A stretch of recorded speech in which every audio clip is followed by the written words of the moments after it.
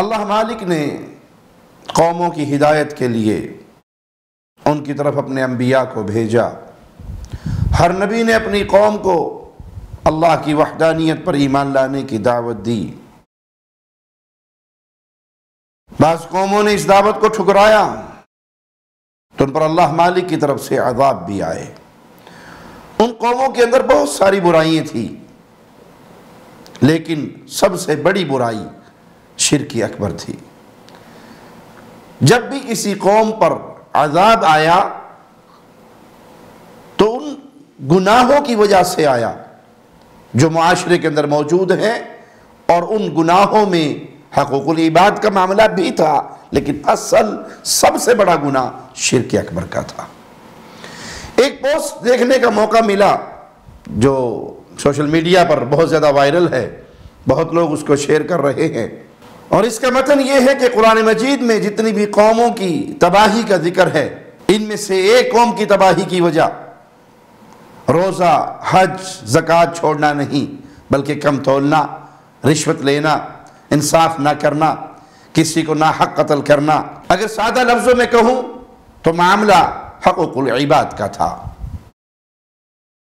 جس بھائی نے یہ پوسٹ بنائی اس کی یہ بات غلط ہے، اور اس میں سب سے پہلے نماز، روزہ، زکوٰۃ اور حج جیسی عظیم عبادات کی اہمیت کو ختم کیا گیا ہے، حالانکہ یہ دین اسلام کے ارکان ہیں۔ ان پر اسلام کی بلڈنگ کھڑی ہے، ان کو گرا دیا تو اسلام کی بلڈنگ گر گئی۔ اور دوسری بات، اس پوسٹ میں سابقہ اقوام کی ہلاکت کا سب سے بنیادی مرکزی سبب وہ بیان نہیں کیا گیا، اور وہ حقوق العباد کا ماجرا نہیں، اللہ کی وحدانیت کا ماجرا، عقیدہ توحید کا ماجرا تھا۔ آئیے نوح علیہ السلام کی قوم کی بربادی کا سبب ہم قرآن حکیم سے پوچھتے ہیں، تو قرآن ان کا جرم عظیم بیان کرتا ہے۔ وَقَالُوا لَا تَذَرُنَّ آلِهَتَكُمْ وَلَا تَذَرُنَّ وَدًّا وَلَا سُوَاعًا وَلَا يَغُوثَ وَيَعُوقَ وَنَسْرًا۔ اس قوم نے کہا کہ ہم اپنے معبودوں کو ہرگز نہیں چھوڑیں گے، ود، سواع، یغوث، یعوق، نصر، ہم ان کی پوجا سے باز نہیں آئیں گے، اپنے پنجتن پاک کو پوجتے رہیں گے۔ یہ بنیادی وجہ تھی نوح علیہ السلام کی قوم کی بربادی اور ہلاکت کی۔ اسی طرح اللہ مالک نے قوم عاد کی بربادی کا ذکر کیا، جب ان کو ان کے پیغمبر ہود علیہ السلام نے اللہ مالک کی وحدانیت کی طرف بلایا، اور وہ قوم اپنے آباء و اجداد کے راستے پہ چلتے ہوئے ان کے تراشے ہوئے معبودوں کی پوجا کرتی تھی، تو قوم جواب کیا دیتی ہے؟ قوم کا جواب اللہ کے کلام کی اس آیت کی روشنی میں سمجھیے۔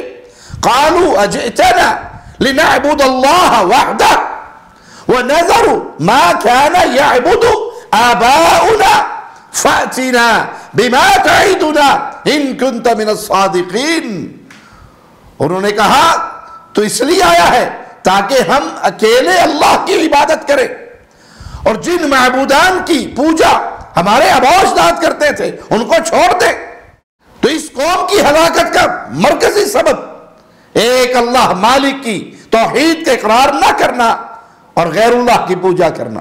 رہی بات ناپ تول میں کمی کی، تو یہ گناہ شعیب علیہ السلام کی قوم میں تھا، لیکن اس قوم میں بھی اس گناہ سے زیادہ خطرناک اور بربادی کی، تباہی کا سبب بننے والا وہ شرک اکبر اس قوم میں موجود تھا، جس کی وجہ سے وہ قوم بھی برباد ہوئی۔ قرآن حکیم کی اس آیت کو اپنے سامنے رکھیے۔ قالوا یا شعیب اصلاتک تأمرک ان نترک ما یعبد آباؤنا۔ انہوں نے کہا اے شعیب، کیا تیری نماز تجھے حکم دیتی ہے کہ ہم اپنے باپ دادا کے پوجے جانے والے معبودوں کو چھوڑ دیں، ان کی پوجا چھوڑ دیں جن کی پوجا ہمارے آباء و اجداد کرتے تھے؟ تو یہ قوم اگرچہ ناپ تول کی برائی میں ملوث تھی، لیکن اصل گناہ، اصل جرم وہ اللہ کی وحدانیت میں غیر اللہ کو شریک بنانا، اور ہلاکت کا سب سے بڑا سبب یہی ہوا کرتا ہے۔ پیارے بھائی، اس مسئلے کو سمجھیے، یہ عام بات نہیں ہے، عقیدہ توحید معمولی مسئلہ نہیں ہے۔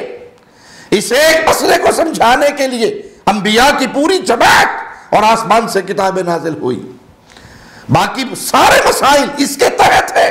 جس نے اس مسئلے کو سمجھا اس کے باقی مسائل بھی قبول ہوئے، باقی معاملات بھی، نیکیاں بھی قبول ہوئی۔ اور جس نے توحید کو نہیں سمجھا اس کی کوئی نیکی، کوئی عمل، کوئی بھلائی اس وقت تک بھلائی بنتی نہیں جب تک بنیاد میں توحید نہ ہو۔ سیدہ عائشہ رضی اللہ تعالی عنہا رسول اللہ صلی اللہ علیہ وسلم سے سوال کرتی ہیں، ابن جدعان كان في الجاهلية يصل الرحم ويطعم المسكين فهل ذاك نافع؟ اے اللہ کے نبی صلی اللہ علیہ وسلم، یہ شخص زمانہ جاہلیت میں رشتہ داری کو جوڑتا تھا، لوگوں کو کھانا کھلاتا تھا، کیا یہ اس کا عمل اس کو فائدہ دے گا؟ قال لا ينفع۔ رسول اللہ صلی اللہ علیہ وسلم نے فرمایا اس کا یہ عمل اسے کوئی فائدہ نہیں دے گا۔ إِنَّهُ لَمْ يَقُلْ يَوْمًا رَبِّ اغْفِرْ لِي خَطِيئَتِي يَوْمَ الدِّينِ، یہ عمل لوگوں کو کھانا کھلانا، صلہ رحمی کرنا، خرچ کرنا، حقوق العباد ادا کرنا، یہ اس کے لیے فائدہ مند کیوں نہیں ہوگا؟ کیونکہ اس نے کسی ایک دن بھی یہ نہیں کہا تھا اے اللہ قیامت کے دن میرے گناہوں کو معاف کر دینا۔ اس حدیث سے بھی معلوم ہوتا ہے کہ اگر کوئی شخص حقوق العباد کی ادائیگی کے اندر اپنی ذمہ داری پوری کر رہا ہے، رفائی کام کر رہا ہے، خدمت خلق کر رہا ہے، بڑھ چڑھ کر لوگوں پر خرچ کر رہا ہے، لیکن وہ اللہ پر ایمان نہیں، عقیدہ توحید درست نہیں، رب کی وحدانیت کو نہیں مانتا، تو اس کی یہ ساری نیکیاں وہ مٹی کے ذرات کی طرح اڑا دی جائیں گی۔ قیامت کے دن اسے کوئی بدلہ نہیں ملے گا، اس کی اس نیکیوں کا اسی دنیا کے اندر ہی بدلہ دے دیا جائے گا۔ اس مسئلے کو ہمیشہ یاد رکھیے کہ توحید کی نعمت سے اگر کوئی محروم ہے تو وہ حقیقت میں رب کی جنت سے محروم ہے۔ شرک کی غلاظت میں اگر کوئی ڈوبا ہوا ہے تو حقیقت میں وہ اپنا گھر جہنم کے اندر بنا چکا ہے۔ اس طرح کی پوسٹیں اکثر ملحد لوگ کرتے ہیں، دین بیزار لوگ کرتے ہیں، کفار کے اشاروں پہ ناچنے والے لوگ کرتے ہیں، جن کے نزدیک نہ اللہ کی کوئی عزت ہے، نہ شریعت اور اسلام کی کوئی عزت ہے، بلکہ ان کے نزدیک، ان کے مذہب میں انسان ہی سب سے بڑی چیز ہے۔ انسانیت کی خدمت یہی ان کے نزدیک بہت کمال کی چیز ہے، یہی اس کا عقیدہ ہے۔ نہ وہ اسلام کو جانتا ہے، نہ وہ دین کو سمجھتا ہے، نہ اس کا آخرت پر ایمان ہوتا ہے۔ اس لیے آپ اسی طرح کے لوگوں کے تاثرات اگر پڑھیں گے، ایک ایسا شخص جو دولت اسلام سے محروم اور لوگوں کی خدمت میں وہ بڑھ چڑھ کر لگا ہوا، وہ مر جاتا ہے۔ بعض لوگ لکھ دیں یہ اسلام کے راستے پر نہیں چلا، اسے اسلام کی دولت نصیب نہیں ہوئی، اس کا ٹھکانہ جہنم ہے، تو ایسے ہی ملحد نیچے لکھتے ہوتے ہیں کہ ہمیں بھی ایسی جنت کی ضرورت نہیں جہاں فلاں اور فلاں نہیں جائے گا۔ بھائی جنت میں دخول کے لیے بنیادی شرط لا الہ الا اللہ، عقیدہ توحید، شرک سے برات۔ جو ان راستے پر چل کر آئے گا وہی رب کی جنت کا مہمان بنے گا۔ الہاد کے شکار ہو جانے والے دین بیزار لبرل طبقہ وہ اس طرح کی باتیں کرتا ہے اور اسلامی شاعر کا مذاق اڑاتا ہے۔ حج کا موقع آئے گا تو حج کو فضول خرچی قرار دیں گے، قربانی کا موقع آئے گا تو قربانی کو جانوروں کے ناحق قتل کا ذریعہ قرار دیں گے۔ اور ہمارے سادہ لوگ مسلمان نہ جانتے ہوئے شعوری طور پہ یا لا شعوری طور پہ ان ہتھ کنڈوں کا شکار ہو جاتے ہیں۔ تو ان بھائیوں سے درخواست ہے کہ اپنا تعلق اس طرح کے ملحدوں سے نہ جوڑو، کبار علماء سے، اہل علم سے، علماء جو علم کے اندر راسخ ہیں ان سے اپنا رشتہ جوڑ کے رکھو، دین کو حاصل کرو اور دین پہ قائم رہو۔ یہ فتنے ہیں، مختلف فتنوں کے دروازے ہیں جو کھلتے رہیں گے۔ ان فتنوں سے بچنے کا ایک ہی راستہ ہے، دین اسلام پر عمل کرو، دین اسلام کو، اس نور کو حاصل کرو، اپنی اولادوں کے اندر اس نور کو پھیلاؤ، دین کو حاصل کرو اور دین کے علم کو آگے پھیلاؤ۔ یہی وہ راستہ ہے جو اس پہ چل کر آیا وہ ضرور اللہ کی رحمت سے جنت کا مالک بنے گا، جنت میں داخل ہوگا، فتنوں سے محفوظ رہے گا۔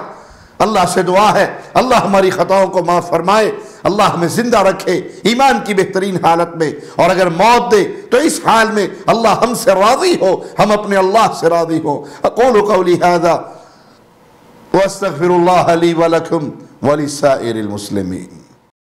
ہر لمحہ قرآن اور سنت کا ترجمان، فاضلات الشیخ توصیف الرحمان۔